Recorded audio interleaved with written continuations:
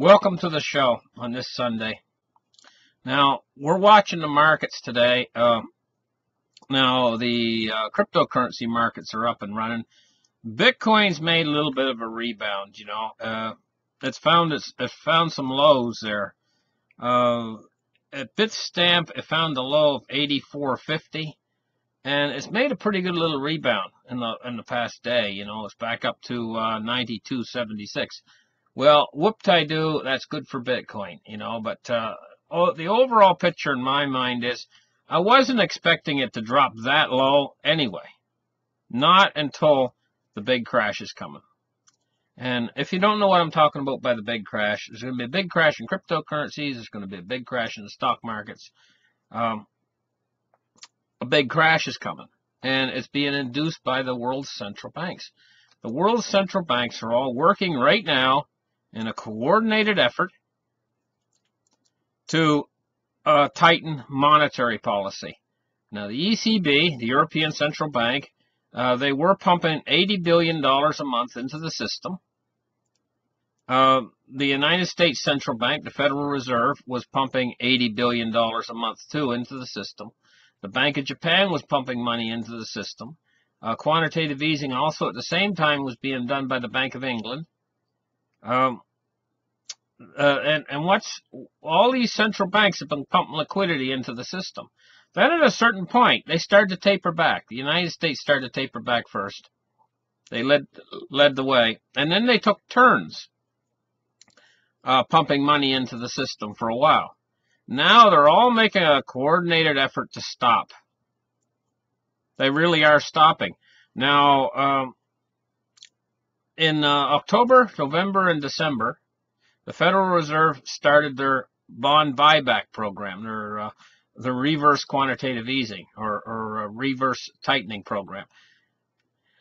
A quantitative tightening. That's what they started. And for October, November, and December, it was set at $10 billion a month. The effect didn't go noticed that much. January, February, and March, they've increased it to 20, and they're going to increase it to 30 at the end of March. It's starting to really become noticed. Now, in January, when they increased it to 20, we got a market crunch of 10%. The market's dropped. The Federal Reserve had to rush in and do some backdoor quantitative easing a little bit to stop the crash. They succeeded in stopping the crash, you know. But it reminds me like in 1929. You know what? In 1929, they rushed in during the stock market crash in 1929. You know, they stopped it. They poured liquidity in right in the middle of the crash in 1929, the biggest stock market crash in recorded history.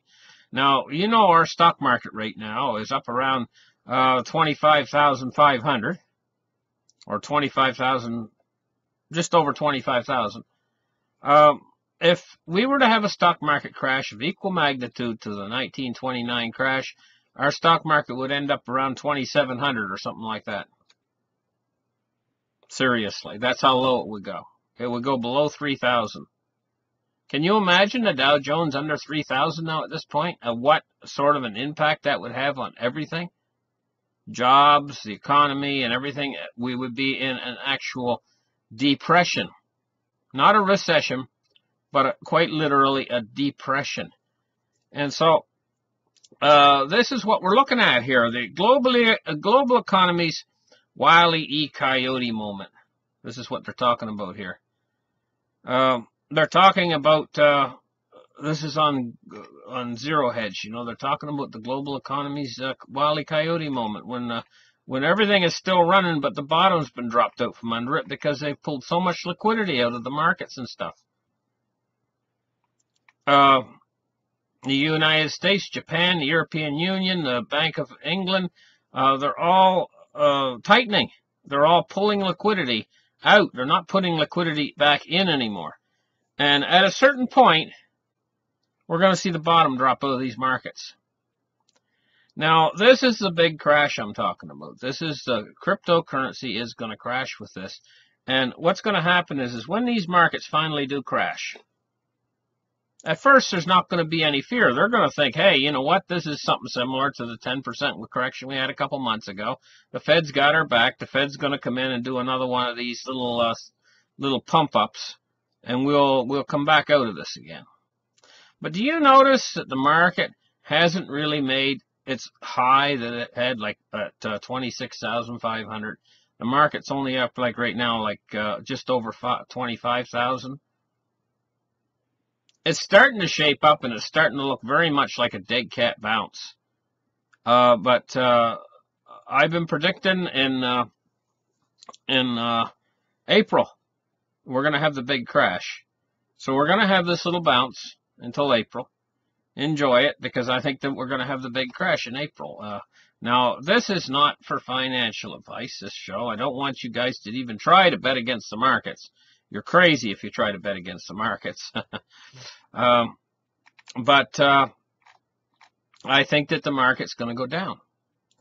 And an awful lot of people are going to get trapped, especially in these ETFs and stuff. I mean, it's just the whole system is going to endure a meltdown. Now, when the market goes down below 2,000, that's when the real fear is going to set in. And when the market first starts to crash, I'm expecting that we're going to see a little bit of a drop in the price of gold and silver at first. And I'm expecting to see that we're actually going to see Bitcoin do rather well in the first knee-jerk reaction of the markets.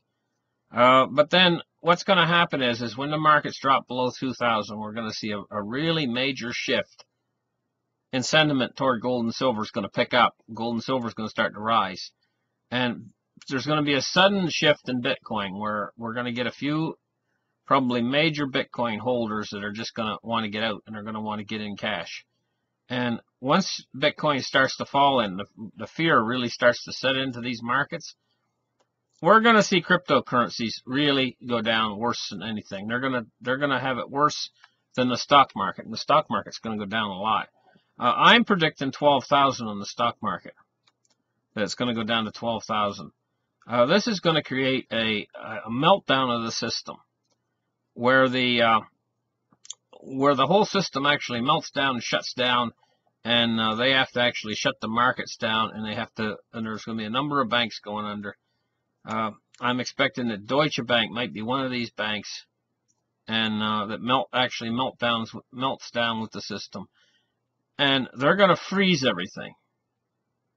This is a preservation method that they're going to use, freezing everything, and then coming in with talks and things, and then they're going to pump liquidity back into the system to get the system back up and running again. And they will. They'll get it back up and running again.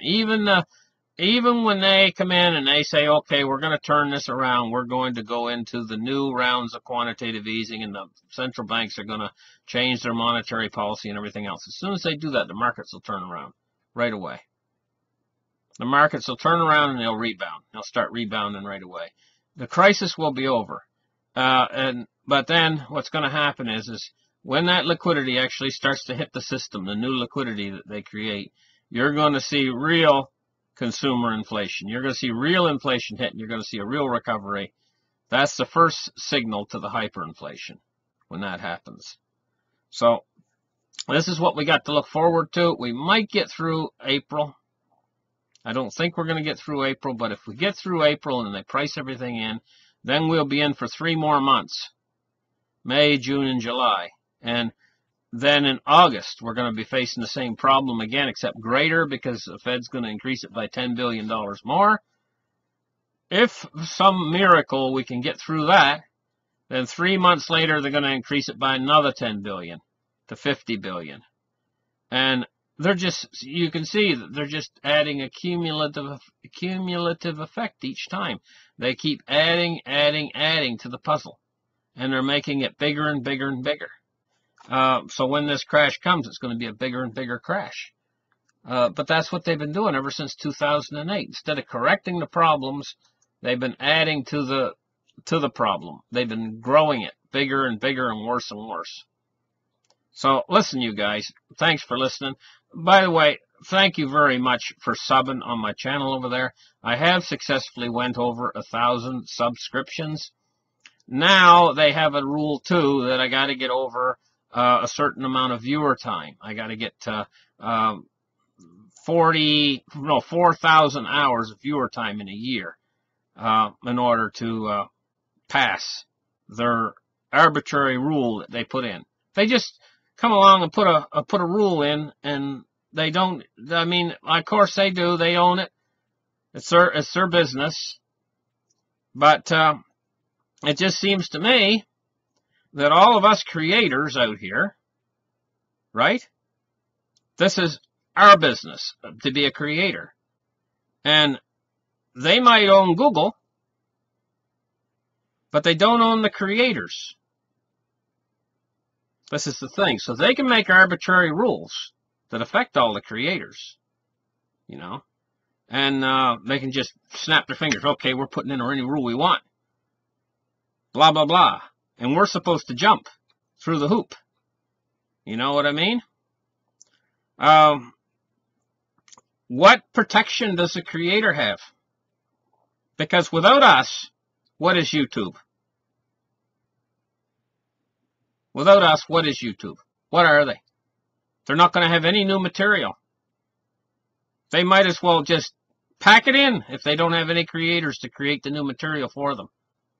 We work hard. And what do? Yeah, right. Okay, so listen. Thank you guys for listening. Like and subscribe. And we'll catch you in the next show. Bye.